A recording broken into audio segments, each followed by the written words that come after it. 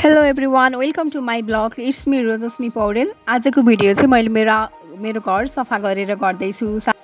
साथीहरू मलाई चाहिँ अनि घर सफा गर्ने भनेपछि चाहिँ मेरो चाहिँ फेभरेट थिङ भनेको चाहिँ आफ्नो घर सफा गर्ने हो। अनि हजुरहरूको चाहिँ के होला त्यो चाहिँ कमेन्ट गर्नुहोस्।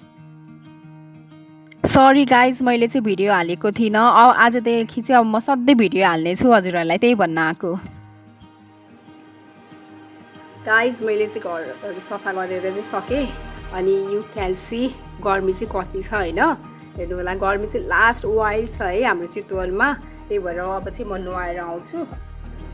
गाइज म चाहिँ नुहाएर नै आइसकेँ। अनि लुक गाइज कस्तो देखिएको छ है नेपालको जर्सी, क्यानको अफिसियल जर्सी लगाइरहेको छु मैले चाहिँ आज। हेर्नु स्किन केयर गर्ने टाइम चाहिँ भयो, अब चाहिँ हल्का स्किन केयर गरौँ, सनस्क्रिन लगाऊँ। अरूले केयर नगरे पनि केही छैन गाइजहरू, त्यही भएर आफ्नो केयर चाहिँ आफै गरौँ। सनस्क्रिन लगाऊँ, मोइस्चराइजर लगाऊँ, आफ्नो स्किनलाई हेल्दी राखौँ, पानी टन्न पिऊँ है गर्मीमा चाहिँ, त्यही नै भन्न चाहन्छु।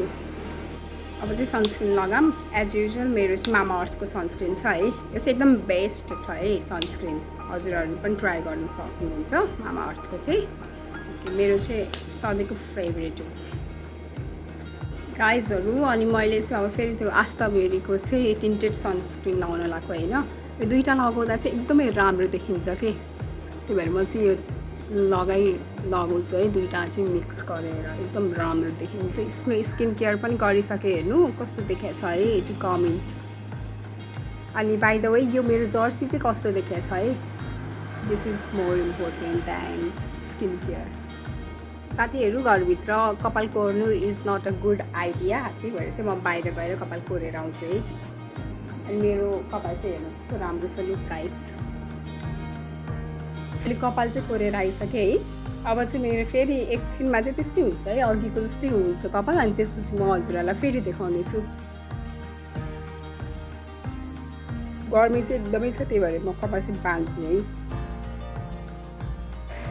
साथीहरू हजुरहरूले चाहिँ महावीर पुञ्जीको चाहिँ बुक चाहिँ पढ्नुभयो कि पढ्नु भएन होइन, सम्झना सपना र अविरल यात्रा भन्ने हजुरहरूले चाहिँ पढ्नुभएको छैन भने चाहिँ पढ्नु है, बुक किनेर पढ्नु है, एकदमै राम्रो छ। अब चाहिँ आफ्नै कोर्स बुक चाहिँ म पढ्न लाग्छु गाइज। अब चाहिँ म कम्प्युटर एप्लिकेसन चाहिँ पढ्दैछु। अनि त्यसपछि चाहिँ अब एकछिन पढौँ, अनि त्यसपछि चाहिँ के गर्छु भनेर हजुरहरूलाई देखाउनेछु।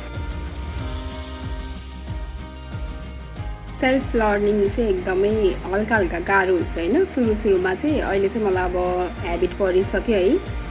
अनि फेरि मेरो बुक पनि धेरै छ है, कतिवटा बुक छ भनेर म हजुरहरूलाई देखाउँछु।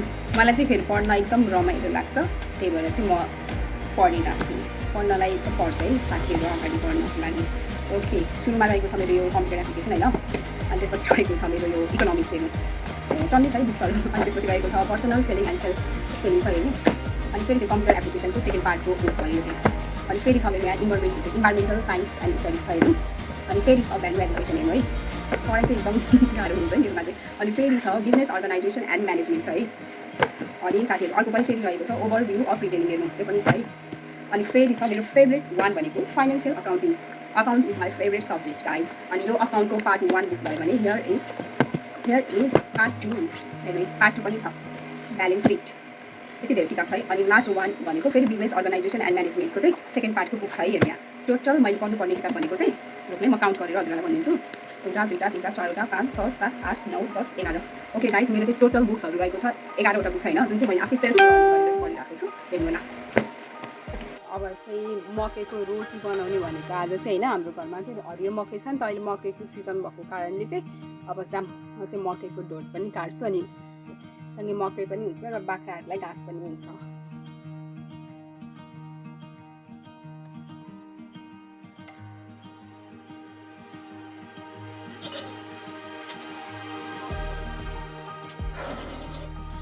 अनि नेपाल सरकारले चाहिँ अब हुन्छ नि किसानहरूको लागि भनेर चाहिँ केही न केही अब त्यो परालहरूमा चाहिँ सर्टेन अमाउन्ट चाहिँ डिस्काउन्ट दिनुभयो भने चाहिँ एकदमै हेल्पफुल हुन्छ है। अहिले चाहिँ लाइक परालको भाउ चाहिँ एकदमै धेरै महँगो छ है, एक मुठालाई 550 र अब जो कोहीले त त्यो त किन्नलाई त सक्नुहुन्न नि त, एफोर्ड गर्नु सक्नुहुन्न, त्यही भएर चाहिँ अब यसमा नि हजुरहरूको केही ध्यान जाओस् भन्न चाहन्छु। धन्यवाद। अहिले चाहिँ यति मकै चाहिँ भाँचेर ल्याएर है, अब यसलाई खोल्छौँ। म र मम्मी मिलेर चाहिँ मकै पनि खोल्साउँदैछौँ। हेर्नु होला हाम्रो मकै चाहिँ यस्तो भएको रहेछ, किराले नै खाएको रहेछ है बिचबिचमा।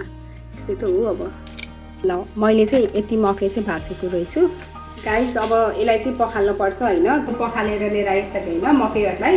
अब चाहिँ यसलाई काटौँ अनि चाहिँ त्यसपछि चाहिँ बाँकीको प्रोसेस म देखाउनेछु। ओके, अब चाहिँ यसरी राखेर चाहिँ यसलाई काट्नुपर्छ है, किनकि यो हरियो मकैको चाहिँ गेडालाई मात्रै निकाल्ने हो। त्यति बेला राम्रोसँग अलिकति गाह्रो हुन्छ, उठेरै काट्नुपर्छ।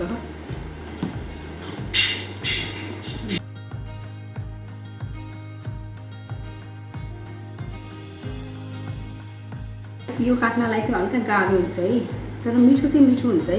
मेहनतको फल मिठो हुन्छ भनेर चाहिँ यसलाई निकाल्नलाई चाहिँ गाह्रो हुन्छ, अलिकति ज्यादा पनि जान्छ है, तर मिठो चाहिँ एकदम मिठो हुन्छ है यो वाला रोटी। हजुरहरू पनि ट्राई गर्न सक्नुहुन्छ। अहिले चाहिँ मकैको सिजन हो, गाउँघरमा चाहिँ मकै अभाइलेबल भइहाल्छ, जता पनि मकै हुन्छ नि त गाइस। हजुरहरूलाई लाग्छ होला मैले चाहिँ यसरी किन यो चक्कुले चाहिँ काटिरहेको छु भनेर, किनकि यसलाई चाहिँ हातले उदार्दा चाहिँ आउँदैन, अनि यो चाहिँ अब दुधे मकै भएको कारणले चाहिँ यसलाई चाहिँ चक्कुले नै काट्नुपर्छ कि, त्यही भएर हो। यो हल्का गाह्रो हुन्छ तर मिठो हुन्छ है, मिठो। हजुरहरू पनि ट्राई गर्न सक्नुहुन्छ मकैको प्यानकेक। अब इङ्ग्लिसमा प्यानकेक, नेपालीमा गिलो रोटी। मकै सबै मकैहरू चाहिँ निकालेँ। अब चाहिँ यसलाई चाहिँ ग्राइन्ड गरौँ मिक्सरमा अनि बाँकीको प्रोसेस भनेको चाहिँ अब यसमा चाहिँ म आफूलाई अब कतिको पिरो खानु मन लाग्छ भनेर चाहिँ खुर्सानी पनि एड गर्छु, अनि थोरै नुन हाल्छु, अनि त्यसपछि चाहिँ एउटा दुईवटा लसुन हालेर चाहिँ म यसलाई ग्राइन्ड गर्छु। अनि यसको चाहिँ टेक्स्चर चाहिँ कस्तो बनाउनु पर्छ भनेर म हजुरहरूलाई देखाउनेछु। हेर्नु होला, यसमा खुर्सानी हालिसकेँ, स्वाद अनुसारको नुन हाल्ने है। यति लसुन हालेको छु है, यो चाहिँ आफ्नै घरको लसुन भएर चाहिँ मैले यसको चाहिँ बोक्रा फालिनँ। गाइस लेट्स एड सम मसला है, हल्का हल्का मसला पनि हालौँ। अब चाहिँ यसलाई चाहिँ मिक्सरमा हालेर चाहिँ पिन्ने बेला आयो, मैले चाहिँ मिक्सरमा हाल्छु अनि पिन्छु। मैले चाहिँ यो चाहिँ पिनेर पनि लिएर आइसकेँ। हेर्नु यसको टेक्स्चर चाहिँ यस्तो भएको छ यसलाई, यस्तो चाहिँ हुनु पऱ्यो है, हल्का ठिक हुनुपर्छ, धेरै पातलो भयो भने पनि रोटी बन्दैन। यस्तो हुनुपर्छ। यसलाई चाहिँ राखौँ भाँडामा। मैले चाहिँ सेकेन्ड लट पनि यसरी पिनिसकेँ। अब चाहिँ यो चाहिँ रेडी भएको छ रोटी बनाउनुको लागि। हेर्नु होला, यसको टेक्स्चर चाहिँ यस्तो भएको छ। अब चाहिँ यसलाई चाहिँ पकाऊँ, लाइक रोटी बनाउने जसरी नै पकाउने हो यसलाई चाहिँ, गिलो रोटी जसरी बनाउँछौँ त्यसरी नै। मैले चाहिँ अहिले तावा बसालेँ साथीहरू, मैले चाहिँ तावामा चाहिँ घिउ पनि हालेँ।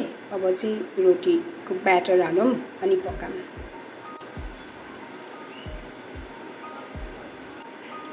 यसलाई चाहिँ अब हल्का हल्का यसरी पातलो बनाउँदै चाहिँ जानुपर्छ। हेर्नु हेर्नु अनि यो चाहिँ पाक्छ है,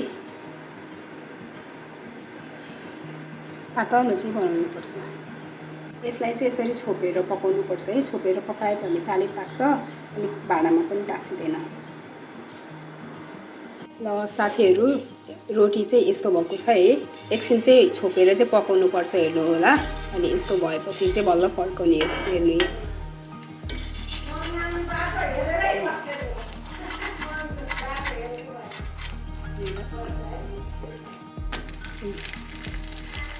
यसलाई चाहिँ अब फेरि पनि छोपेर पकाऊँ।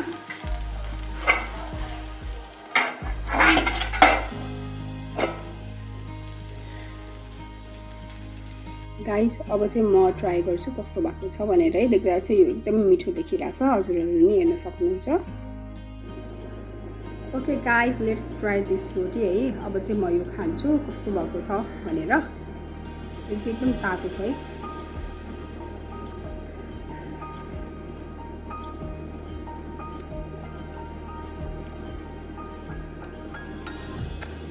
एकदम मिठो भन्छ है, मिठो भन्छ साथीहरू। हजुरहरू पनि बनाएर खानु होला। अनि बाँकी कुरा हजुरहरू चाहिँ अब यसमा चाहिँ अब यसलाई यत्तिकै नै खान सक्नुहुन्छ, योसँग अब चटनी बनाएर नि खान सक्नुहुन्छ, यसलाई चियासँग नि खान सक्नुहुन्छ, दहीसँग नि खान सक्नुहुन्छ है। बट मलाई चाहिँ यो चाहिँ यत्तिकै मिठो लाग्ने भएर चाहिँ मैले चाहिँ अब यो चाहिँ खाइरहेको छु। अनि हजुरहरू चाहिँ अब आफूलाई जे मनपर्छ त्यहीसँग खानु होला। मेरो कपाल चाहिँ फेरि अघिको जस्तो भइसक्यो। हेर्नु है, मैले भनेको थिएँ नि मेरो कपाल चाहिँ यस्तै हुन्छ भनेर। हेर्नु हाम्रो घरमा चाहिँ न्युरो पनि आफ्नै घरको हुन्छ है। हेर्नु म चाहिँ न्युरो टिप्न जाँदैछु, हजुरहरूलाई देखाउनेछु कति न्युरो चाहिँ आउँछ भनेर।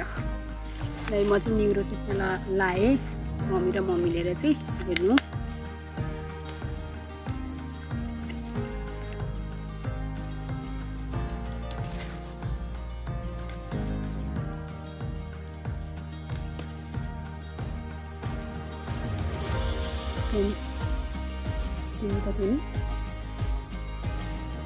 मैले चाहिँ अहिलेसम्म यति टिपेँ के मम्मी चाहिँ टिप्दै हुनुहुन्छ। गाउँमा बस्नुको फाइदा भनेको चाहिँ अब न्युरो पनि आफ्नै बारीमा फल्छ, लाइक सबै थोक अर्ग्यानिक हुन्छ, त्यही नै हो। हेर्नु होला न्युरो चाहिँ यति टिपिसकेँ मैले आफ्नै बारीको है। This was for today guys. Thank you for supporting. And आजको भिडियो चाहिँ हजुरहरूलाई कस्तो लाग्यो please do comment and like share subscribe गरिदिनु होला। धन्यवाद।